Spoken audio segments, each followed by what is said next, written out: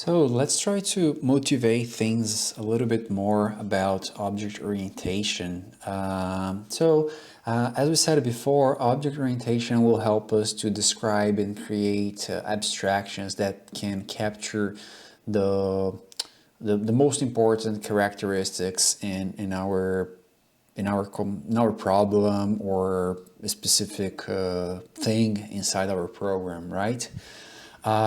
So in this case right here, now we're gonna move a little bit different the way we were doing before. Instead of typing all the code, I'll have the code ready and I'll comment on top of it just because it's gonna be faster for us, okay?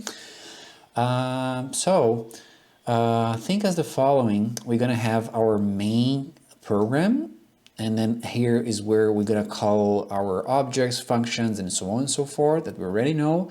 And now we're gonna have a separate class, a separate file that should hold the class in which we are instantiating our objects. So in our instruction right here, in our example, we are using the Python _OOP package, and we have two classes, two files there, car generic and car main. And don't worry about these two here, we'll talk about them in a different opportunity. So inside car generic, which is our class, what we're doing there, we're defining a class. This class is called car, and then we have several different functions in there. As we can see, we have the constructor that, if you remember correctly, initialize our object with specific attributes or functions or whatever we wanted. Just in this case right here, we have this class car. All the cars that we want to describe, they will have some characteristics. And what are those characteristics? We have a make, a model, year, and odometer reading. In this case here is being initialized as 0. And inside that class, we have to define, we want better to define some actions for this car. So every car should get a descriptive name, should read the odometer, and update the odometer, right? And also increment the odometer as we saw there. And what is the description name, the get descriptive name? We are taking the year, the make, and the model. We are formatting this into a nice string, and then we are returning the title of whatever description that we have for the name. To read the odometer, we're just printing out whatever reading that we have in the odometer. To update the odometer, we're gonna take a new value, and if this value is more than the current one, we're going to set a new value for our variable here. In this case, odometer reading, going to have the new value for mileage that we're going to receive here. And to increment the odometer, we just take whatever miles that we passed and sum to the same odometer reading that we had there. Okay. Now let's take a look and see how this works in the main file. Well, there is a couple of tricks. Maybe we should talk about this, and since now we're going to be using different files, we should mention this. If you're running this through command line or through an IDE, it's probably a good idea to set up your environment in a way that Python knows where you're running your code from. So in this case, what we have here, when we do something like we talk about these modules already, what we are saying is I need the car file, or in this case here, the car class, the car abstraction here, inside this file that we have. In order to do this, I have to point it out Python, where is this located in our system? Unless you specify the Python path directly in the path of our environment variable in your system, this is a way to create a relative path for your code. In this case right here, what we're doing, we're appending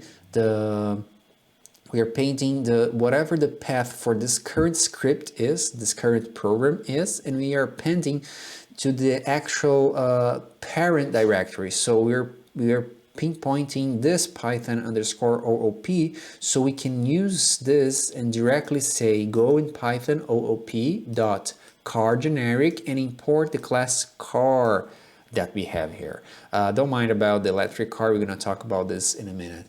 So if we didn't have this set up here, if we're running through command line, it would work because the Python path that I have there is different. But if you want to make your code, let's say, runnable between environments, just make sure to create a relative path from whatever you're running your scripts. Okay?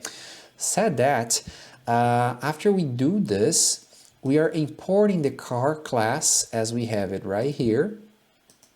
Our car class and all the attributes and functions for that specific class, which means that if we instantiate an object from that class right here, I should be able to use whatever the function it has. So in this case right here, we are printing out a car dealer here, and then we create an object 1 which initializes. And why we are passing this here? Because we are passing this to the constructor. We are passing the, if you remember correctly how it works, the constructor, we pass a make, a model, and an year. So the make is Audi, A4 is the model, and 2019 is the year. So after we do this, we printed out the descriptive model, and this one here returns the format descriptive name, which we formatted here into descriptive name, right? And after that, we set an odometer reading with something, and then we read the odometer.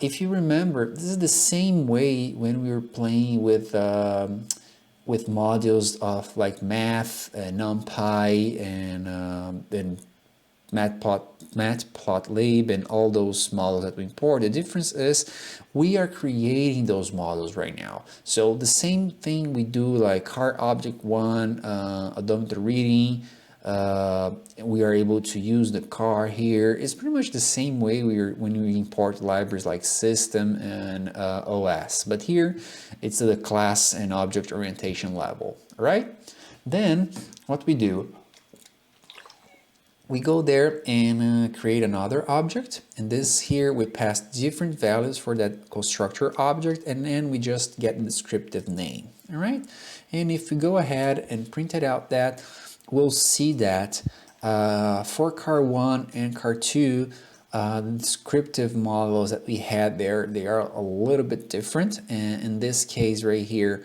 for car 1, we have the values that we pass for the constructor, like 2019, Audi, and A4, the same way as we have it here. And we format this a little bit. As you can see, now we have a uppercase letter for Audi and A4. Okay. Also, when we do the read odometer, we update with the current value of 23 here, because we updated the reading of our odometer. These functions right here, they are also, these methods, they are also available for object number 2, which we're not using at the moment, so we're just printing out the information about car number 2 here, which is Volkswagen Beetle in 2019. We do the same treatment for that string, so uppercase letters for all of them. All right. Now we'll talk about this later on when we talk about what is inheritance and stuff like this, but I'll give you a quick peek in the next video. Okay. And basically we're going to explain how we can extend here between quotes the class car to another class and use it, and also we can use other class definition inside another given class. Okay, so thank you and happy coding.